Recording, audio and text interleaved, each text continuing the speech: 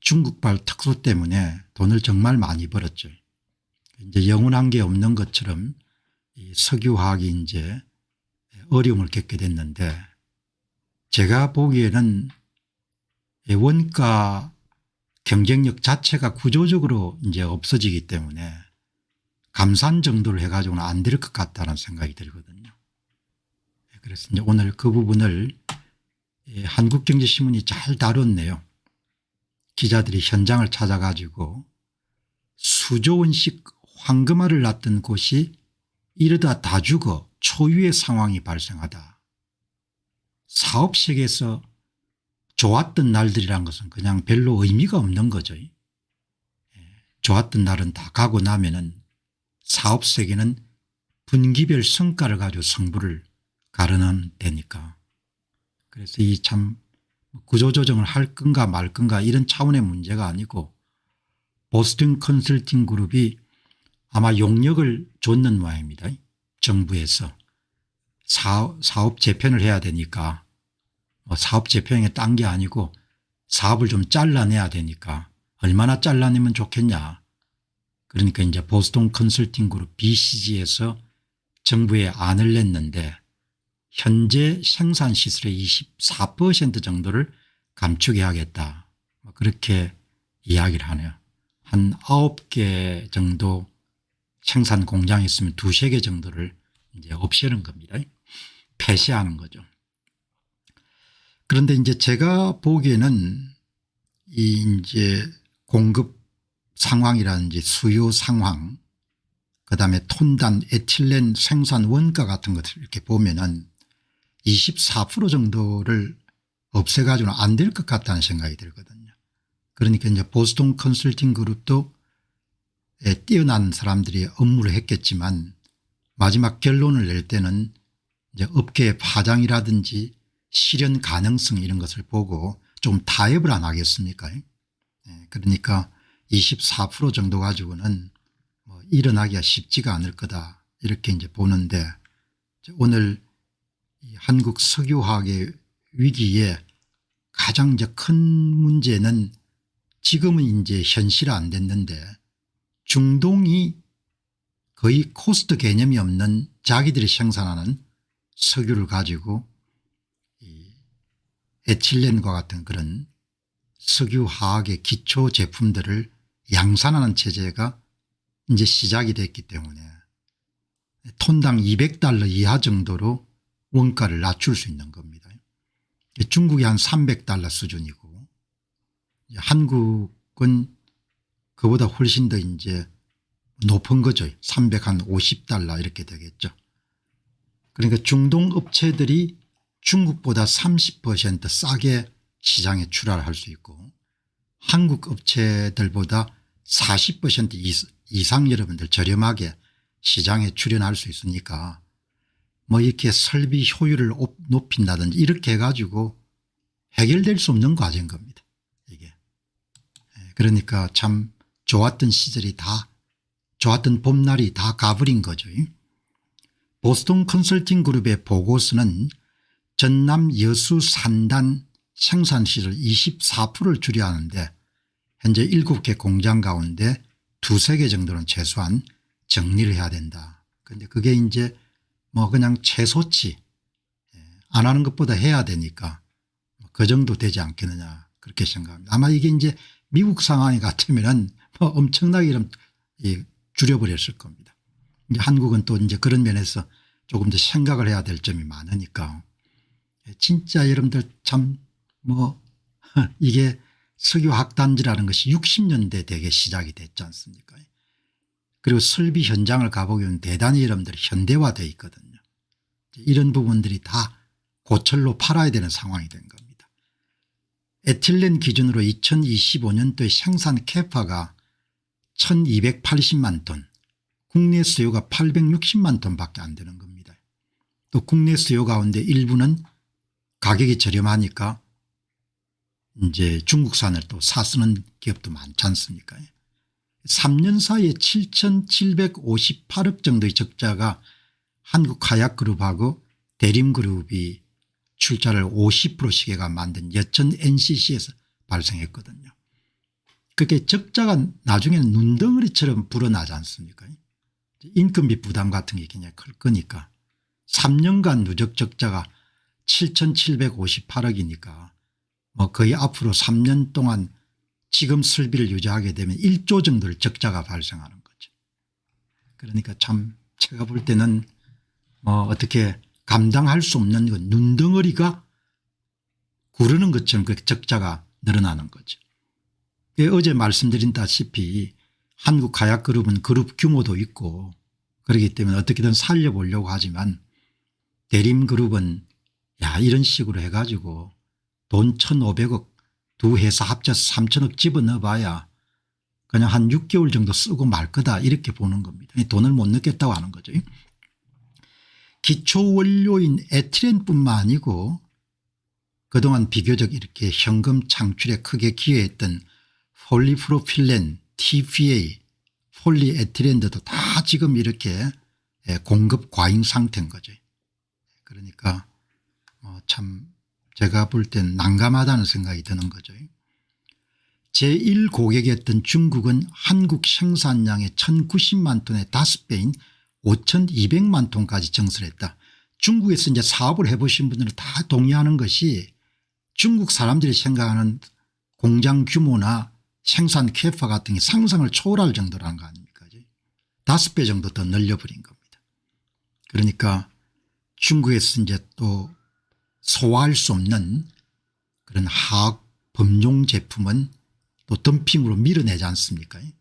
그게 또 한국으로 오게 되면은 화학 관련된 완제품을 생산하는 업체들은 싸니까 국산을 또 외면할 수밖에 없는 거죠. 이래저래 여러분들 참 상황이 현재 한국 석유화학의 위기는 뭐 노력해 가지고 노사가 여러분들 협력해서 개선하고 혁신하고 뭐 이렇게가 해결할 수 있는 그런 수준은 이미 넘어선 것 같습니다. 근데 중동이 지금 이제 설비를 가동하기 시작했는데 이제 본격적으로 물량을 쏟아낼 정도가 되면은 뭐 그때는 완전히 그냥 다 손 털어야 되는 거죠. 제가 보기에는 보스턴 컨설팅 그룹에서 여천 산업단지의 석유화학 설비를 한 24% 정도 줄여야 된다. 그런 내용은 그냥 최소한의 그런 제한 정도로 받아들일 수 있을 것 같다. 이렇게 보는 겁니다. 이제 오늘 이 문제는 경제 문제인데 뭐 이례적으로 조선일보 사설이 크게 다뤘네요. 조선일보 사설이 한국의 석유화학 위기 문제는 어제 오늘 우리가 알게 된 게 아니고 수년 전부터 업계 사람들 흔히 다 알고 있었지 않습니까? 그러나 이제 아무 대비책을 마련할 수가 없는 거죠. 이럴 때 우리가 사용할 수 있는 표현을 죽어봐야 죽는 줄 아는 겁니다. 그렇다 해서 업계 사람들이 고민을 안 했겠습니까? 고민을 많이 했을 것 같은데 죽어봐야 죽는 줄 아는 겁니다. 죽어봐야 죽는 줄 알 때 깨달아봐야 아웃은 쳐봐야 소용이 없는 거죠. 죽는 거니까. 이제 오늘 경제신문하고 달리 조선사설은 석유화학 산업이 차지하는 위치 같은 경우를 좀 정확하게 표현했기 때문에 전문을 한번 볼 필요가 있을 것 같아요. 국내 5대 기간 산업인 석유화학의 위기가 마침내 현실로 다가왔다. 2만 7천여 건 기업의 고용인원이 43만 명, 한국의 5대 수출 품목인 석유화학의 대표기업 여천 NCC가 오는 21일까지 3,100억 원을 갚지 못하면 부도가 유력하다고 한다. 5년 전까지만 하더라도 매출 5조 원 이상의 1조 원을 넘는 흑자를 내던 기업이 최근 3년 연속 매년 2천에서 3천억 정도의 적자를 내고 있다. 기업 환경이 이렇게 확 바뀌는 겁니다. 중국의 이름들 설비를 증설했고 또 중동산이 여러분들 그 완전 최신 기술이죠. 최신 기술. 최신 기술이니까 뭐 원가도 훨씬 더 줄일 수 있는 겁니다. 한국의 5대 간판 산업입니다. 5대 간판 산업. 대한민국이 성장하면서 60년대에 맨 처음 만들었던 것이 이게 석유화학 산업이죠. 철강 석유화학 이런 산업들이 그동안 이제 참 돈을 많이 벌어줬습니다. 뭐 이런 지금 상황이 된 거죠. 이게 이제 뭐 여기 보시기 바랍니다. 27,000개 정도가 관련돼 있네요. 그러니까 업스트림부터 시작해서 다운스트림까지 이러면 다 연결된 것이. 한국의 5대 간판 산업 가운데 하나가 지금 이제 벼랑 끝에 내몰린 것이 지금 표면화되기 시작한 겁니다. 석유화학 위기 대책이 보이지 않는다. 이런 제목을 사슬이 달았는데 제가 이런 툭 튀어나온 생각이 무슨 대책이 있겠냐. 지금 선택할 수 있는 것은 손실을 최대한 줄이면서 퇴각, 엑시트 하는 것 외에는 다른 방법이 있겠냐. 다른 방법이 없다는 거죠. 그러니까 전부 다 고철로 팔아야 되는 겁니다. 그러니까 참 대단한 거죠.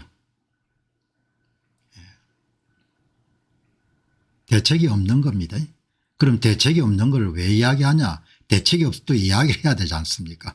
대책이란 얘기 나오지 않습니까. 손실을 최대한 줄이면서 퇴각하는 것 외에는 다른 방법이 없다 이렇게 이야기하는 거죠. 그러니까 이번에 여천 NCC에 대해서도 대림그룹하고 하나그룹이 판이하게 여러분들 경영 판단이 다르지 않습니까. 하나는 뭐 체면도 있고 사회 여론도 있고 하니까 가능한 살리는 쪽으로 그렇게 뭐 살릴 수가 없는 겁니다. 1년에 한 3천억 정도 적자가 나니까 그냥 돈 계속 꼬라 넣는 거죠. 뭐 2천억 3천억. 원가가 여러분들 뭐 50% 여러분들 40% 정도 높을 수밖에 없으니까 이길 재간이 없는 겁니다. 보스턴 컨설팅 그룹은 국내 석유화학 기업들 가운데 50%가 무너질 것이라고 이야기한다. 전망보다 훨씬 더 심각한 결과가 나올 것이다. 왜냐하면 국내 수요도 중국산과 같은 싼 석유화학 기초 제품으로 대체가 될 거니까. 그러니까 지금 이렇게 50% 정도가 무너질 것 같다는 이야기는 다른 조건이 동일하다면 중국산이 한국 시장을 특별하게 공략하지 않는다면 그런 가정하에서 50%가 무너지는 거죠. 그러니까 뭐 특별하게 그럴 것 없이 원가에 대한 톤당 생산 비용을 보니까 그냥 악소리가 나는 거죠. 그리고 최근에 이름들 설비를 정설한 중국이나 그다음에 신설 설비를 만들기 시작한 중동은 완전히 신기술을 생산 단가를 현저하게 낮출 수 있는 신설비를 만들 수가 있으니까. 한국 석유화학의 위기는 어제 오늘의 이야기가 아니고 2018년만 하더라도 국내 전체 수출의 8.2% 500억 달러를 담당하며 세계 4위 생산국에 올랐던 한국 경제의 효자였다. 하지만 수년 전부터 중국과 중동 공시의 사면 초가에 빠졌다. 보스턴 컨설팅 그룹은 현재 상황이 지속이 되면은 국내 석유화학 기업 가운데 50%가 무너질 것이라고 예고한 바가 있다. 이렇게 이야기하는 거죠. 그럼 이제 이거를 대체할 수 있는 산업이 있냐 이야기죠. 이게 대체할 수 있는 산업이 이제 없으면은 그만큼 이제 고용이 줄어드는 겁니다. 그럼 이제 자영업으로 여러분들 내몰릴 수밖에 없는 사람 숫자가 늘어나는 거죠. 그래서 여러분들 미국의 주지사나 미국의 대통령 전부가 뭐죠? 일자리 만들이는 목숨을 걸지 않습니까? 백악관 동정이나 도널드 트럼프 대통령의 SNS를 꾸준히 보게 되면은 이 양반 머릿속에는 딴 게 없는 것 같다. 하나는 뭡니까? 전부 다 미국에 투자 일으켜 가지고 일자리 만드는 것밖에 관심이 없다는 이야기거든요. 너무나 오랫동안 여러분들 일자리가 자동적으로 만들어져 왔으니까 기업을 뭐 패듯이는 패가지고 지금도 뭐죠? 뭐 패듯이 패지 않습니까? 고마움을 모르는 거죠. 사람은 어렵게 얻으면은 고마움을 아는데 인간이란 피조물은 쉽게 얻으면은 고마움을 모르는 존재인 거죠. 부모한테 이런 큰 재산을 물려받으면은 그 고마움을 모르는 것처럼 자기 손으로 벌어서 일어서야 고마움을 알지 않습니까? 지금 나라가 그런 겁니다. 기업들 여러분들 무슨 뭐 패듯이든 패도 저것들이 그냥 꼼짝없이 그냥 세금 바치고 살아갈 거다 이렇게 생각하는 겁니다. 그 주 패지 않습니까? 노동법 2조 3조 무슨 상법 전부 다 뭐죠. 그러니까 정신들이 이제 차릴 수밖에 없겠죠. 내가 이런 이야기 안 하도 정신 차릴 수밖에 없는 상황으로 가는 겁니다. 국내 석유화학은 원유로부터 나프타를 만든 다음에 나프타를 이용해서 NCC에 돌려 나프타 분해설비에 돌려가 화학제품 물료를 만드는데 그런데 이제 그냥 나프타를 거치지 않고 원유에서 바로 에틸렌을 뽑아내는 신기술이 이제 도입된 거죠. 그 중국에서 최신 설비는 전부 다 신기술을 한 거죠. 그러니까 원가가 엄청나게 여러분들 떨어질 수밖에 없는 거죠. 전 세계적으로 공급 과잉 상태입니다. 에틸렌 생산 능력이 2억 2,900만 톤, 수요가 1억 8,800만 톤이니까 가격은 거의 덤핑 가격으로 계속 내려갈 수밖에 없겠네요. 나프타 없이 에틸렌을 생산한 신기술의 바탕을 두고 중동과 중국 기업들이 설비 경쟁을 벌이고 있다. 이게 뭐 게임 체인저 기술인 겁니다. 이거 완전히 판 자체를 없는 기술인 거죠. 게임 체인저급의 신기술이 시장 판도에 한 번 더 충격을 가한 셈이다. 이렇게 되는 거죠. 더 큰 문제는 이번 위기가 국내 핵심 산업조차도 중국 공시 앞에 구조적 한계를 무너지고 있음을 여실히 보여주고 있는 것이다. 그다음에 뭐 건설업 2차전지 전부가 그런 거죠. 산업 곳곳의 경고음은 갑자기 등장한 게 아니고 수년 전부터 알 사람은 다 아는 위기고 위기가 현실화된 시점에서도 뾰족한 대책이 없다 이렇게 했는데 뭐 다 이제 그동안 별일이 있겠나 이렇게 생각을 했겠습니까? 그렇게 해서 이제 어려움을 당하는 거죠. 이제 지금 와가지고 오늘 보니까 석유화학이 돈이 안 된다. 태강그룹과 효성그룹 석유화학 비중을 줄이고 신사업 모색하다. 새 사업 찾아내기가 엄청나게 어렵습니다. 대개 이런 회사가 무너질 때 보면은 기존 사업을 고수하다가 망하는 경우가 있고 기존 사업이 어려움에 처할 것을 내다보고 신사업을 여러분들 개척하다가 또 망하거든요. 새 사업 회사에 이런 이익을 가져다 줄 수 있는 신규 사업을 하나 잡아서 반석 위에 올리는 것이 엄청나게 어려운 일인 거죠. 그래서 사업하는 사람들이 굉장히 귀하게 여겨야 되는 겁니다. 업어주지는 못할 망정 여러분들 사업하는 사람들을 굉장히 귀하게 여겨야 되는 게 그게 정석인데 왜 사업하는 게 너무나 고되기 때문에 지금 하고 있는 사업을 잘하기도 어렵지만 지금 하고 있는 사업이 오래 안 가니까 사업가의 숙명이라는 것은 필연적으로 새 사업을 일으켜야 되는데 새 사업을 일으킨 것이 노름판에 판돈을 거는 것처럼 매번 새 판인 겁니다. 새로 사업을 한다는 것은 거기서 처음부터 3년 2년 5년 적자하면서 일었어야 되는 거죠. 왜냐하면 새 사업 분야에도 또 오랜 업력을 갖고 있는 회사들이 다 여러분들 비즈니스를 하고 있으니까. 오늘 이 기사를 보고 돈이 안 되기 때문에 다른 분야에서 신사업을 모셔간다. 그게 얼마나 어려운지 아냐. 사업 하나 일으키는 것이 어떻게 하냐. 제가 여러분 이 말씀을 드릴 수 있는 것은 제가 공부를 한 지식인이지만 제가 봉급을 받지 않고 수십 년 동안 사업가처럼 살아왔기 때문에 아는 겁니다.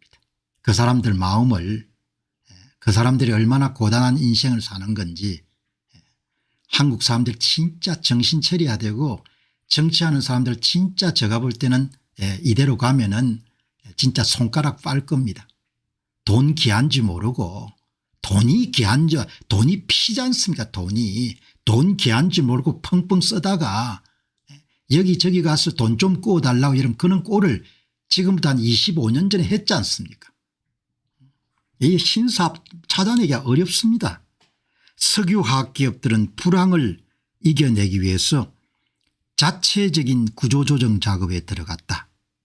그러나 그게 신사업을 외환위기 때 여러분들 대부분 엎어진 기업들이 대부분 뭡니까? 신사업을 추구하다가 대부분 넘어갔지 않습니까? 그렇게 어려운 겁니다. 아무튼 간에 석유화학이 고용 파생 효과가 굉장히 크네요. 오늘 뭐 여러분 보셨다시피 회사만 하더라도 여기에 27,000곳 가동 군데가 석유화학에 직접 간접으로 관련되어 있고 고용 인원이 43만 명인 겁니다. 그동안 어떻든 잘 먹고 잘 살았습니다. 잘 먹고 잘 살아가지고 여러분 참 이 인생과 사업을 관통하는 것이 돈을 벌 때 그 돈을 잘 관리하거나 투자를 해가지고 성과를 못 거두면 그다음에 이제 위기가 오거든요. 번 돈을 낭비하면은 거기에 대해서 반드시 비용 청구서가 날아오는 겁니다. 쓸 때 쓰고 생산적인 용도의 이름들 벌어들인 돈을 써야 되는 거. 한국이 돈을 못 벌었다고 할 수 없는 거죠. 자유무역체제에서 엄청난 돈을 벌었죠. 새 사업 일으키기 어마어마하게 힘듭니다. 아마 사업하는 사람들끼리 뭐 여기저기 아무리 노력해도 이런 새 사업을 일으키기가 하늘의 별 따기처럼 이런 어려운 겁니다.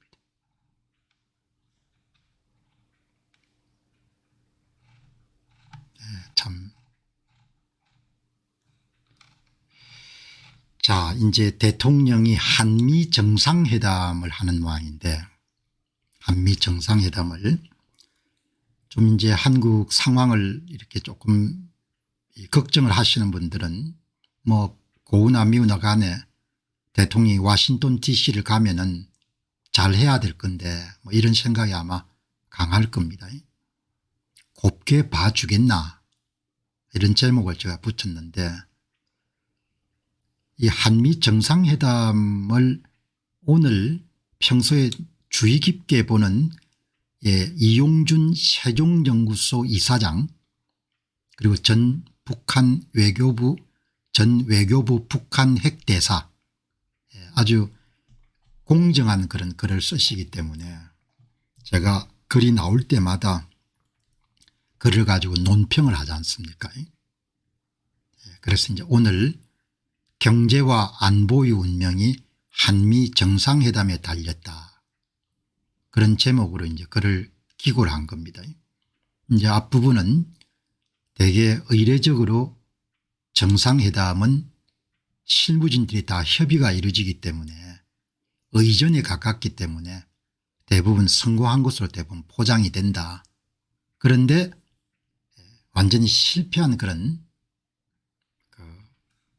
정상회담 사례를 한 두세 가지 정도 들었습니다.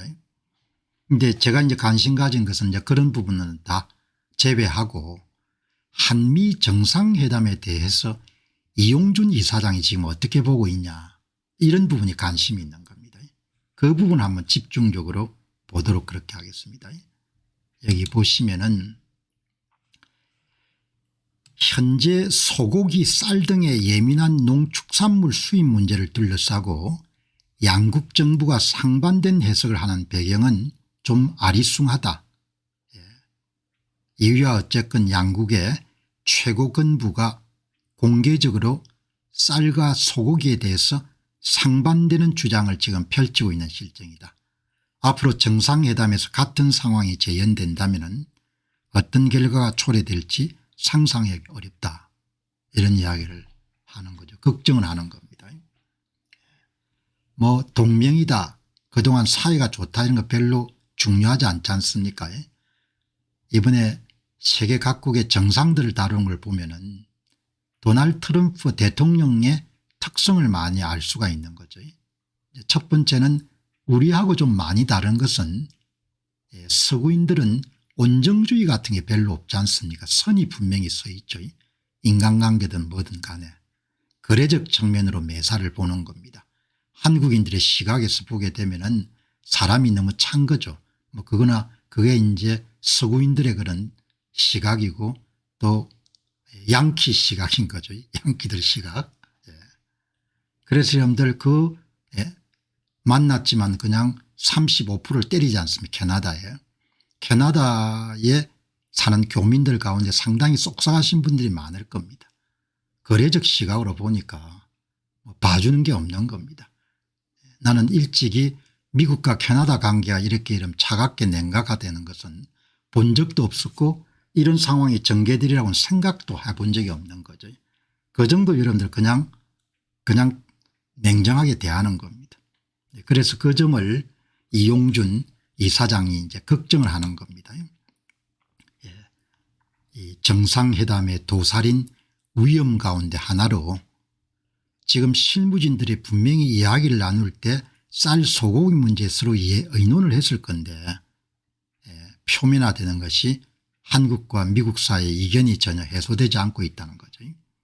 다음은 여러분들 뭔가 하니까 이제 이용준 이사장 판단이 뭐 늘 옳을 수는 없지 않습니까? 그런데 이제 젊은 날 외교 현장을 띄었고 또 그런 의전이나 이런 걸 통해서 많은 경험을 갖고 있기 때문에 한번 귀담아 볼 만한 거죠. 도널드 트럼프 대통령의 심중을 들어가 보면은 이용준 이사장이 이런 이야기를 하는 겁니다. 러스트벨트와 농촌 유권자의 지지를 얻고 당선된 도널드 트럼프 대통령은 양국 모두에게 뜨거운 감자인 농축산물 개방 문제를 쉽사리 양보할 것 같지 않다 이렇게 이야기하는 거죠. 그러니까 이용준 이사장 입장에서는 뉴스를 계속 이런 추적해 봤을 거 아닙니까? 한국에만 예외적인 조건을 허용을 안 할 거다 이야기죠. 농축산물 시장을 여러분들 개방하도록 관철시키는데 거의 모든 나라에 동일한 잣대를 댔는데 한국만 특별히 이런 대우를 해가지고 예외적으로 쌀과 소고기 시장은 그냥 더 이상 열지 않는 걸로 그렇게 하지는 않을 것 같다는 것이 이용준 이사장의 판단인 겁니다. 여기 여러분들 아주 한 번 더 정리를 하죠. 그러니까 이용준 이사장은 생각이 상당히 잘 정리가 되어 있는 것 같습니다. 글이 명쾌하다는 것은 생각이 잘 정리가 되어 있는 거죠. 생각이. 미국이 각국과의 간시 협상의 천명한 조건은 명료하다는 겁니다. 미국에 물건을 팔고 싶다는 미국이 설정한 일방적 조건을 수락하라는 것이고 이것이 미국이 창설적인 뉴노멀 신국제질서고 그러나 모든 나라가 주권국가이기 때문에 캐나다나 미국과 마찬가지로 미국의 조건을 수락하지 여부는 각 국가가 주권적 선택으로 결정 내린 것이고 미국이 제시한 조건을 수락할 수 없으면 그것에 대한 반대 급부인 관세가 높다든지 이런 부분을 각 국가가 받아들일 수밖에 없다는 거죠. 냉정하게 이야기를 하는 겁니다. 그래서 2024년도 11월 미국 대통령 선거에서 조선 농객들 가운데 한국에 내놓으란 농객들 가운데 가장 정직한 글을 쓴 사람이 이용준 이사장이거든요. 도널드 트럼프를 가장 여러분들 정직하게 묘사한 유일한 사람입니다. 뭐 그냥 거두절미하지 않고 그냥 이야기하는 겁니다. 미국이 동맹국가의 안보 협상에 제기할 조건도 유사한 맥락이 될 듯 싶다.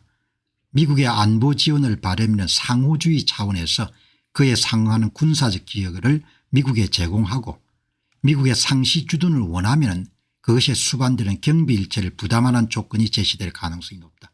그 첫 실험대가 한국이 될 것으로 본다. 아주 여러분들 냉정하게 보이는데 너무나 여러분들 필요한 이야기를 한 겁니다. 미국에 물건 팔려고 하면은 미국 시장 접근세를 내든지 그렇게 조건을 준 겁니다. 선택하는 것은 각 나라가 선택하는 것이고 선택을 못하겠으면 불이익을 감수해야 된다는 거죠. 대단히 서구적 관점의 그런 이야기인 겁니다. 미국의 안보 지원을 바라면 상호주의 차원에서 그에 상응하는 군사적 기여를 미국에 제공해야 된다는 거죠. 우리가 동맹이니까 우리가 혈맹이니까 그런 이야기는 도널드 트럼프한테 안 통하는 겁니다. 상호주의 원칙을 지키라는 거죠.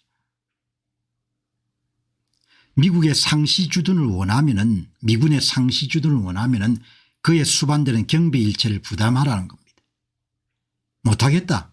그럼 나가는 거죠. 한 번도 겪어보지 못한 그런 대통령을 지금 만난 겁니다. 다음 여러분 보시죠. 이 칼럼의 마지막 결론입니다. 이 모든 협상 부담을 떠안게 될 현재 정부 최초의 한미 정상회담이 성공적 회담이 되기를 위해서 짐이 너무 많다. 한국을 꼽지 않은 시각으로 보는 트럼프 대통령이 정상회담을 성공적 회담으로 포장해 줄지는 의문이다. 남아공 여러분들 대통령 불러다 완전히 박살내는 거 봤죠. 남아공의 여러분들 인종차별 문제하고 농부들 살해 사건에 대해서 완전히 박살내버리지 않습니까? 우리 안보와 경제의 장기적 운명이 걸린 이 중요한 기로에서 대통령은 어떤 선택을 할 것인가 뭐 알아서 잘 안 하겠습니까? 그렇게 봐야 되는 거죠. 한국을 곱지 않은 시각으로 보는 트럼프 대통령은 제가 보기에는 싫은데 좋아하는 것처럼 잘 안 하는 것 같아요. 그거는 젊은 날부터 이런들 뭐 그렇게 남한테 굽힐 필요가 없었기 때문에 그럴 것 같기도 하고 싫은데 좋아하는 것처럼 안 하는 겁니다. 대개 이제 사회생활 하면서 싫더라도 아무 문제 없는 것들은 그렇게 우리가 포장을 하지 않습니까? 근데 이분은 그런 게 없는 겁니다. 한국을 곱지 않은 시각으로 보는 트럼프 대통령이 이번 한미 정상회담을 성공적으로 표장할지는 잘 모르겠다는 겁니다. 곱지 않은 것은 바꾸기가 힘들 겁니다. 도널드 트럼프 대통령 흉중에 들어있는 한국을 곱지 않게 생각한 것은 아니고 대통령을 곱지 않게 보는 거죠. 대통령을. 그 곱지 않은 시각은 아무리 노력하더라도 없애기는 힘들 겁니다. 그렇지만 없애지 못하더라도 그냥 외관상 특별한 그런 불협함이 없이 그냥 끝내는 것 정도가 최상이겠죠. 이렇게 여러분들 그냥 정리가 되는 겁니다.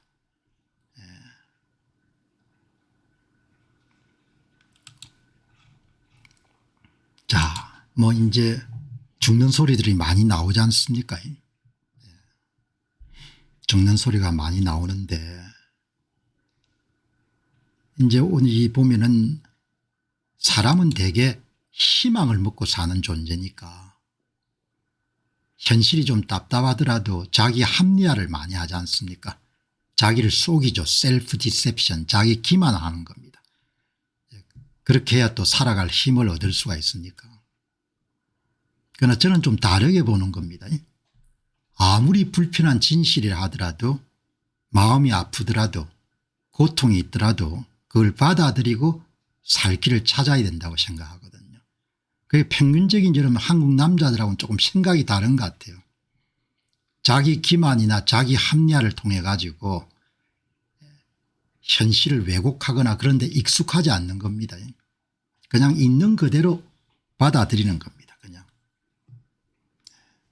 오늘 이 이야기를 하는 것은 조선일보의 일면 톱 기사가 이런 기사가 나온 겁니다. 여론보다 무서운 범여건의 균열 8.25 사면 속전속결 처리하나 오늘 임시국무회의에서 결론 낸다 이런 게 크게 나온 겁니다. 이렇게 크게 나왔기 때문에 제가 여론보다 무서운 범여건의 균열 그 사람들한테 여론이 뭐가 무섭겠습니까? 여론이 하나도 무서운 게 아닙니다. 필요하면 여론을 또 만들 수도 있고 하니까. 조선에 글 쓰는 걸 보게 되면 상당히 많이 본질적인 문제에 눈을 감아야 되기 때문에 엉터리 이야기를 하고 있는 거죠. 여론은 하나도 무서울 수 없는 겁니다. 여론보다 무서운 법여건의 균열, 여론을 무서워한다고 그런 생각이 제가 떠오른 겁니다. 그거는 그냥 해보는 소리고 그 사람들이 여론을 무서워해야 될 이유가 전혀 없는 겁니다. 필요하면 여론도 만들 수가 있는 것이고 최악의 경우에는 이런 여론도 그냥 깔아 뭉개버릴 수도 있는 겁니다. 여론을 무서워할 이유가 전혀 없는 겁니다. 여론을 왜 무서워합니까? 그냥 해보는 소리인 겁니다. 그게 조선일보 글 쓰는 걸 보면은 참 거짓말이 많다 이렇게 생각이 드는 겁니다. 오늘 보시면은 아마 임시국무회의를 열어가지고 8.25 특별사면을 조국 씨하고 또 윤미향 씨 두 사람하고 또 몇 사람 포함해 가지고 그렇게 이제 면죄부를 주는 이런 걸 가지고 이런저런 이야기를 해 놓은 겁니다.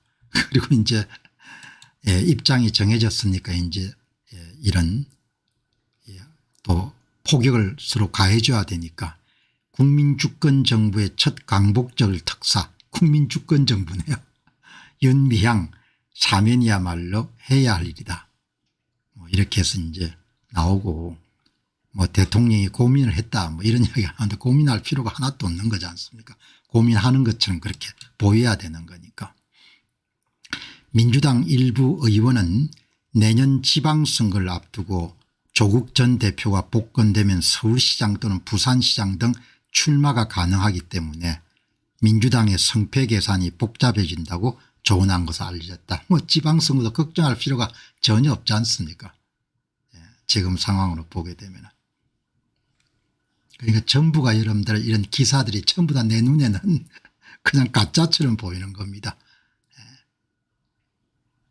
그래서 여기 또 보니까 국민의힘의 대변인이 형기의 절반도 치르지 않은 조국 전 대표에 대한 사면은 오히려 국민 분열의 씨앗이 될 뿐이다. 이렇게 이야기하는데 사람들은 희망을 갖고 살아야 되죠. 희망을 갖고 살아야 되고 그냥 너무 이제 그냥 있는 그대로 받아들이게 되면 답답하기도 하고 고통스러우니까. 그러나 저는 정직하게 이야기를 하는 거죠. 6월 3일은 상당히 중요한 날이었지 않습니까? 6월 3일은 어마어마하게 중요한 그런 날이었죠. 한국 대선이 6월 3일 한국 대선은 다당제가 실질적으로 종언을 고한 날이지 않습니까? 우리나라에서 다당제, 형식적 다당제가 펼쳐지는 겁니다. 다음 지방선거를 거치게 되면은 압승할 겁니다. 그 사람들이. 그 다음 여러분들 무슨 총선도 압승할 겁니다. 그 다음에 여러분 대선도 압승을 하겠죠. 6월 3일 한국 대선은 실질적으로 일당 체제가 열리는 그런 시작점에 해당한 거죠. 그러니까 그런 것을 저처럼 그렇게 보는 사람들도 있을 것이고 그렇지 않게 보는 사람도 있을 거 아닙니까? 저는 그게 맞춰 가지고 준비를 해야 된다 이렇게 보거든요. 그러니까 6월 3일 한국 대선은 다당제가 실질적으로 종언을 고한 그런 날이다 그렇게 저는 보는 겁니다. 그래서 6월 3일 딱 지나고 나서 선거 문제를 접어버렸지 않습니까? 이제 다 결정이 된 거니까. 그죠? 2025년은 대한민국이 해방된 지 80주년이 되는 해입니다. 그리고 건국된 지 77주년 되는 해입니다. 그리고 2025년은 한국의 사전투표 제도가 전국 투표에서 실시된 지 11년째 되는 날입니다. 해방 80주년, 건국 77주년, 사전투표 시행 11주년이 되는 해입니다. 나라가 완전히 바뀐 거죠. 완전히 바뀐 겁니다. 그거를 인정하든 인정하지 않든 간에 그거는 개인이 선택할 수 있는 문제고 저는 그렇게 보는 겁니다. 완전히 바뀐 걸로 보는 거죠. 제가 여러분과 함께 이런 방송에서 달러화 자산을 유지하는 것이 굉장히 중요하다. 그게 왜 그렇게 이야기하겠습니까? 체제가 바뀌었다고 보기 때문에 대비해야 되기 때문에 이야기를 하는 겁니다. 그걸 잘 이해하지 못하는 사람도 많을 겁니다. 그럼 이해 못하는 게 어떻게 하겠습니까? 지금도 여러분들 공병호가 이런 선거 문제 안 다뤘다 구덩거리는 사람이 가끔 있는데 그 사람은 내 뜻을 모르는 겁니다. 게임이 끝났다고 보는 겁니다. It's over. 게임이 끝난 겁니다. 저는 앞으로 정권 교체가 상당히 어려울 걸로 봅니다. 불가능하다는 이야기를 드리고 싶진 않고. 그래서 제가 농담 반 진담 반으로 4년이 될지 40년이 될지 400년이 될지 잘 모르겠다 이렇게 이야기하지 않습니까?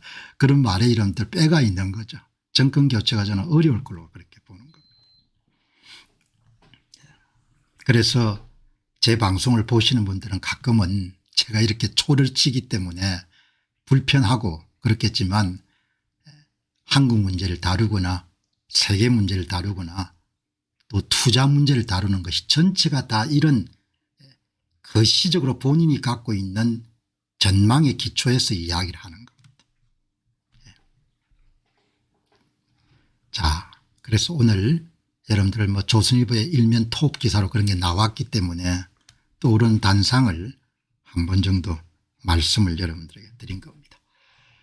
그래서 저 방송 들으시면 주의 깊게 들으셔야 되는 겁니다. 주의 깊게. 왜냐하면 내가 너무 노골적으로 또 이야기를 할 수 없는 문제들도 있고 하니까 주의 깊게 이야기하고 저 양반의 심중에 진짜 하고 싶은 이야기가 저거구나 이렇게 알아야 여러분들 그다음에 본인이 미래를 대비하거나 준비하는데 그르침이 없는 거죠. 자, 여러분들 보시기 바랍니다. 이 트럼프 대통령 지금 이제 조선도 그렇지만 수시로 트럼프 대통령을 정신 나간 사람으로 몰지 않습니까? 그러니까 참 어리석은 사람들이 세상에 많은 겁니다. 관세 정책이 지금까지도 왔는데 미국의 도널드 트럼프 대통령을 정신 나간 사람으로 이름 몰고 있으니까 얼마나 한심한 겁니까? 자식들하고 이런 고생길을 피할 수가 없는 겁니다. 그렇게 무지하고 그렇게 오판을 하게 되면. 제가 오늘 조선일보를 보니까 조선일보가 미국 대통령 선거에 얼마나 도널드 트럼프를 미친놈으로 이렇게 몰았습니까? 그러니까 눈에는 밖에 이러면 안 보인다고. 오늘은 뭔가 하니까 미국의 대표적인 주가 지수인 S&P 500의 주가 성장률보다 미국을 제외한 전 세계 우량기업의 수익률이 주가 지수 수익률이 더 높으니까 관세 정책의 실패고 도널드 트럼프의 실정 때문에 이런 일이 발생했다. 이렇게 여러분들 조선일보의 김은정 기자라는 사람이 쓴 겁니다. 하긴 젊은 기자들이 깊은 뜻은 별로 없었을 테니까. 야, 그래도 참 이렇게 글을 쓰려면은 어떻게 이렇게 글 쓰는 것마다 이렇게 좀 잘못된 글을 쓸까. 올 들어서 8일까지 미국 주가 S&P 500 기준 상승률은 8.6%에 그쳤지만 미국을 제외한 나머지 세계지수 MSCI 월드 XUS 상승률은 18.5%로 미국을 압도하고 있다. 스페인 27.9%, 독일 21.4%, 멕시코 17.3%, 브라질 13%, 캐나다 12.3% 모두 다 주가지수가 미국 상승률보다 추월했기 때문에 미국 정책에 실패한 것이고 관세 정책에 실패한 것이고 이게 도널드 트럼프 때문이다. 이렇게 기사를 쓴 겁니다. 그래서 참 대책이 없구나 하는 생각이 드는 거죠. 예. 최근 몇 년 사이 대형 기술주와 AI에 대한 기대감 속에 미국 주식 수익률이 다른 나라를 압도했지만 무역 전쟁을 앞세운 도널드 트럼프 미국 대통령 집권 이후에 분위기가 손바닥 뒤집었듯이 바뀐 것이다. 이런 이야기를 써가지고 그러니까 도널드 트럼프 때문에 지금 미국이 어렵다. 이런 이야기를 하는 겁니다. 얼마나 무식한 이야기인지. 무역 전쟁을 앞세운 트럼프 대통령 집권 이후에 분위기가 손바닥 뒤집듯 바뀐 것이다. 미국의 주가가 축소기를 하고 있고 미국이 어려워지고 있다는 이야기를 펼치는 거죠. 그런 이야기를 하고 싶은데 마침 이제 주가 수익률, 미국 주가 수익률하고 미국을 제외한 주가 수익률이 나왔기 때문에 그걸 이용해 가지고 이제 이런 이야기를 꾸미는 거죠. 어떻게 이렇게 여러분들 뭐죠? 머리가 논리적이지 않는지 기가 찬 거죠. 사람이 짐승하고 다른 것은 좀 합리적으로 생각을 해야 돼요. 합리적이라는 것은 원인 결과를 잘 분석하는 거지 않습니까?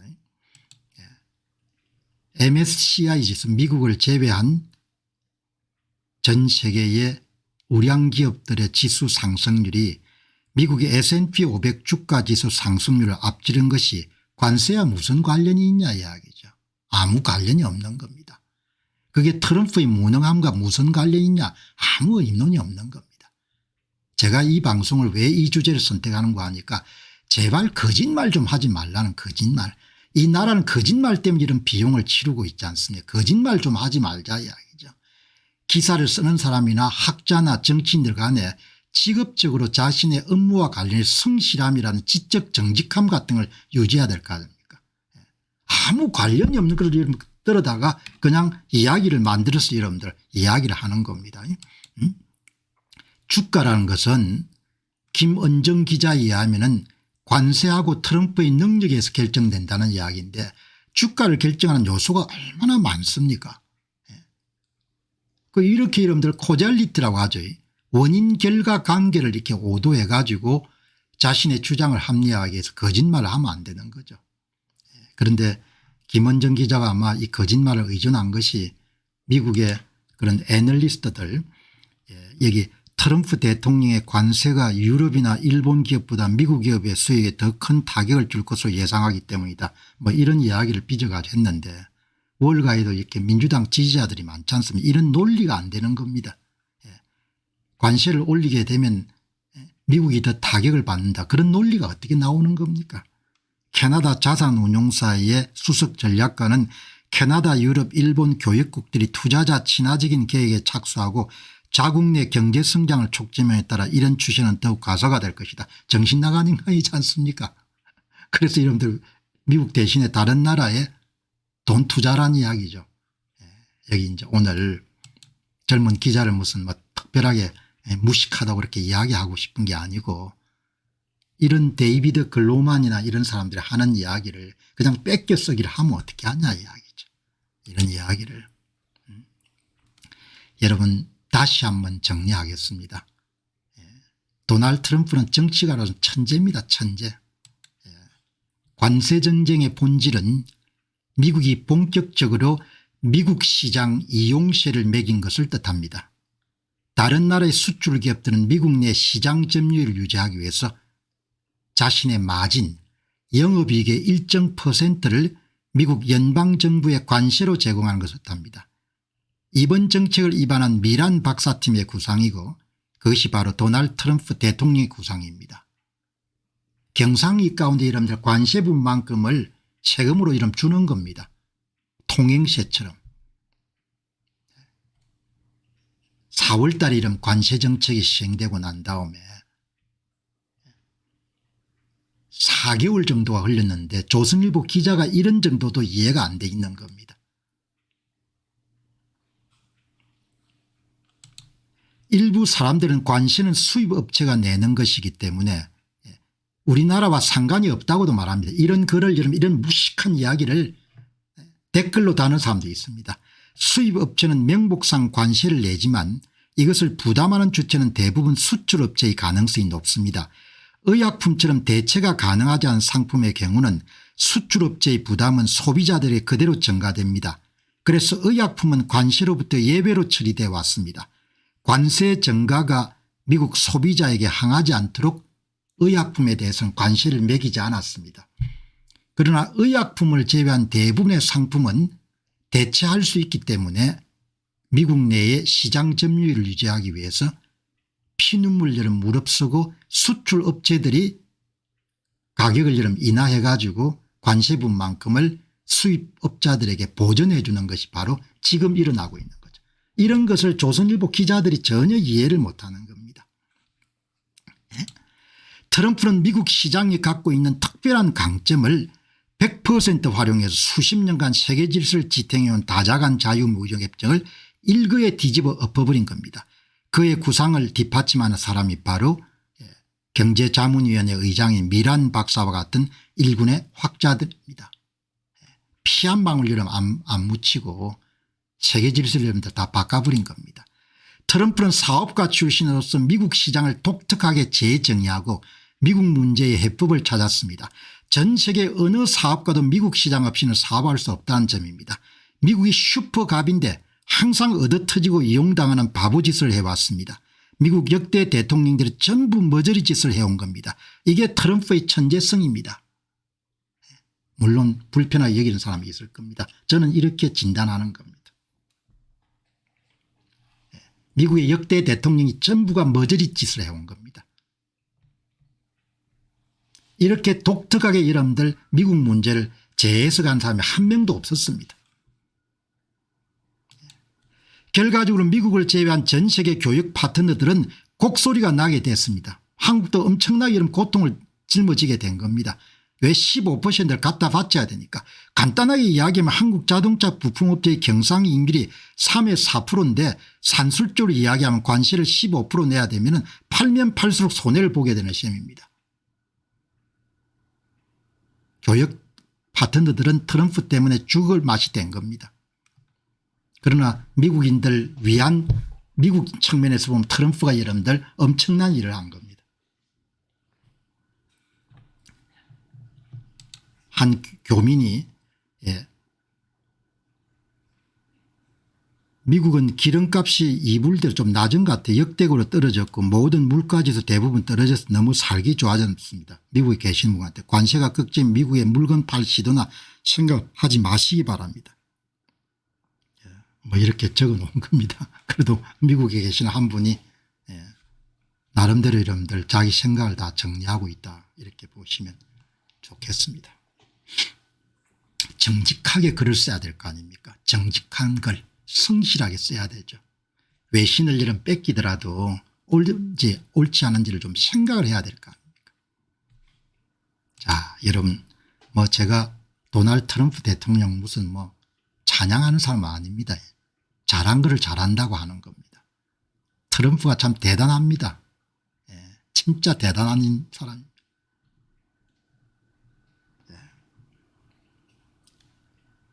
이 아르메니아라는 나라를 들어보신 분도 계실 겁니다. 이 아르메니아는 전 세계 역사를 통틀어 가지고 로마보다도 일찍 기독교를 국교화한 작은 나라입니다. 그 아르메니아하고 앙숙인 국가가 무슬림 국가인 아제르바이잔입니다. 두 나라는 엄청난 여름 앙숙입니다. 전쟁도 여러 번 했습니다. 도저히 두 사람이 이런 만날 수 없는 그런 나라인데 이 아르메니아하고 아제르바이잔을 이런 불러가지고 백악관에 초청해서 평화협정을 체결하게 한 겁니다. 그걸 보고 참 대단한 사람이구나. 왜냐하면 아르메니아 역사를 좀 알기 때문에. 여기가 여러분 보시면은 아마 유튜브 같은 거 보시면서 이 아르메니아 정교회가 아주 오래됐습니다. 아르메니아 정교회가 아르메니아 정교회입니다. 아르메니아 정교회. 로마보다 한 13년 먼저 그리스도교를 여러분들 국교화한 거죠. 오랜 역사를 갖고 있는 나라입니다. 그런데 참 나라가 적기 때문에 한 300만도 안 되니까 뭐 여기도 치고 저기도 치가지고 굉장히 좀 고달픈 역사입니다.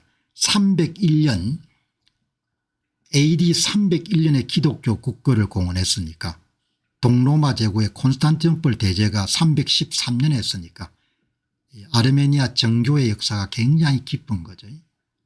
여기 보시면은 이 깃발이 아르메니아 삼색기입니다. 이 아제르바이잔 두 나라는 숙적입니다. 그냥 쳐다도 보지 않습니다.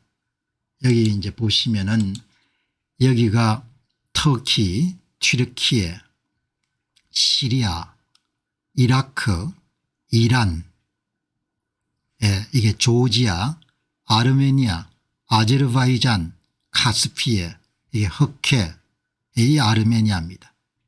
내륙 국가입니다. 도저히 이 사람들이 만날 이게 여러분들 너무나 비극적인 것이 이 아르메니아 사람들이 여기에 많이 사는 겁니다. 나고노 칼라바크. 그런데 이 땅은 또 아제르바이잔 땅인 겁니다. 이 전쟁이 여러 번 일어났습니다. 그리고 또 여기는 또 여러분들 땅이 어떻게 되어 있는 거야. 여기는 또 아제르바이잔인 겁니다. 아르메니아를 거치지 않으면 여기를 갈 수가 없는 겁니다.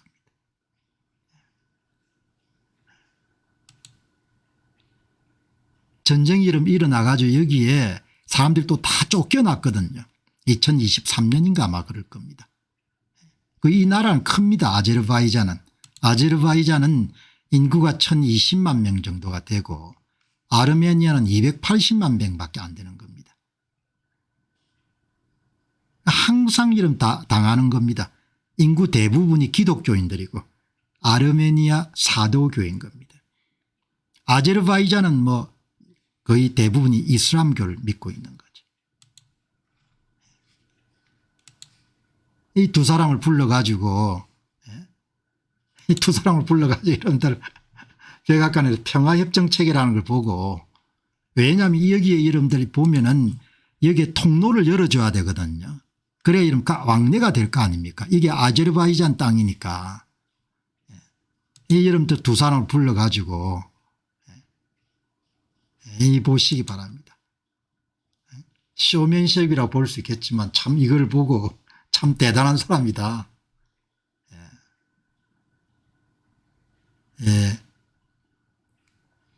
이게 쉽지가 않거든요. 워낙 여러분들 적대감을 강하게 갖고 있기 때문에 이 나라 사람들이.